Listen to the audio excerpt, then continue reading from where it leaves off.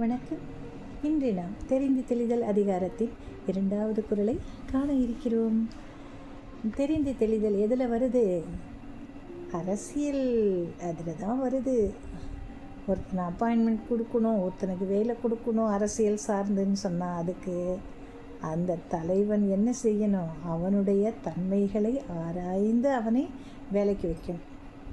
இல்லைன்னா சொதப்பிடுவாங்க, அரசியல் கவுந்துக்கும் இல்லையா? வீட்லேயும் அப்படி தானே. நம்ம என்ன பண்ணுறோம்? ஒரு வேலைக்கு ஆள் வைக்கணும்னு அவங்கள பற்றி எல்லாம் தெரிஞ்சுக்கிட்டு தானே வைக்கிறோம். இல்லைன்னா வீட்டில் வேலை செய்ய முடியுமா? அதே மாதிரி தான் இது ஒரு சின்னது, ஆனால் அரசியலுங்கிறது பெருசு. அப்போ அவர்கள் அமைக்கக்கூடிய அந்த அமைச்சு இருக்கு இல்லையா, அதில் தான் அந்த பொறுப்பை சொல்கிறாங்க. அமைச்சு அதை சார்ந்த இதர அங்கங்களுக்கு உறுப்பினர்களை தெரிவு செய்யும்போது மன்னன் எந்த அளவிற்கு நுணுக்கமாக ஆராய்ந்து சாதுரியமாக அவர்களை வேலைக்கு அமர்த்த வேண்டும் என்பது மிகப்பெரிய சங்கதி. அதுக்கு அவன் செய்யணும். அதுதான் அரசனுக்கு வேலை. அப்போ அரசன் எவ்வளோ பெரிய ஆளாக இருக்கணும்னு பாருங்கள். ஒருத்தனை தேர்ந்தெடுக்கணுங்கிற சும்மா வேலையா? இல்லை. அதனால தான் குறளுக்கு போகலாம்.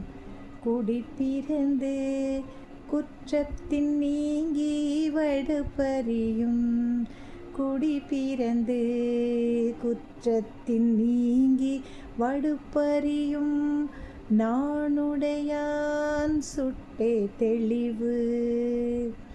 குடி பிறந்து குற்றத்தின் நீங்கி வடுப்பறியான், நானுடையான் சுட்டே தெளிவு.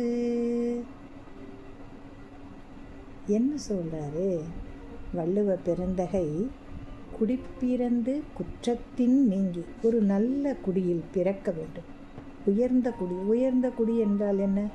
ஒழுக்கம், நல்லொழுக்கம், மற்றவர்களை கருணையோடு அணுகுதல், மற்றவர்களுடைய குறையை தன் குறை போல் எடுத்துக்கொண்டு செயலாற்றுதல், இது எல்லாமே அது கீழே தான் வரும். அப்போ தான் ஒரு அமைச்சரவையில் மக்களோட கஷ்டம் என்னான்னு தெரியும்.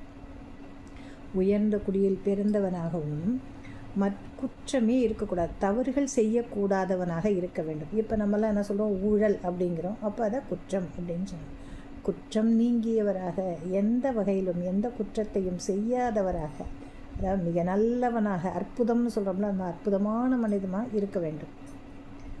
பழி யாராவது சொல்லிடுவாங்களோன்னு பயந்து நல்ல செயல்களை மட்டுமே செய்யக்கூடியவர்கள், அவர்களை மன்னன் அடையாளம் கண்டு தன்னுடைய அரசவையில் அமர்த்தி அவர்களுக்கு சரியான பணியினை கொடுத்தால் அவன் சிறந்த அரசனாக கருதப்படுவான். அதுதான் இங்கே சொல்கிறார். உயர்ந்த குடியில் பிறந்து குற்றங்கள் வருமோ என அஞ்சி எதையுமே கெடுதலே செய்ய மாட்டாங்க, நன்மை மட்டுமே செய்பவர்கள். ஒரு சின்ன வேலைன்னா கூட நம்மளை பழி சொல்லி விடுவார்களோ என்ற பயத்தோடு இருக்கக்கூடியவர்கள். அந்த மாதிரி பழிக்கு அஞ்சக்கூடிய மக்களை அல்லது மனிதனை, மிக நல்ல ஒழுக்க பண்புகளை உடையவனை ஒரு மன்னன் என்ன செய்யணும்? கவனித்து தேர்ந்தெடுத்து தன்னுடைய அரசவையில் அமைச்சனாக்குவதற்கு உரிய முயற்சிகளை எடுத்து அவனை அமைச்சனாக்கினால் அந்த மன்னன் சிறப்பாக இருப்பான், அந்த நாடு சிறப்பாக இருக்கும் என்பதில் எல்லளவும் சந்தேகம் இல்லை. நன்றி. அடுத்த குறளில் நாம் மீண்டும் இணையலாம்.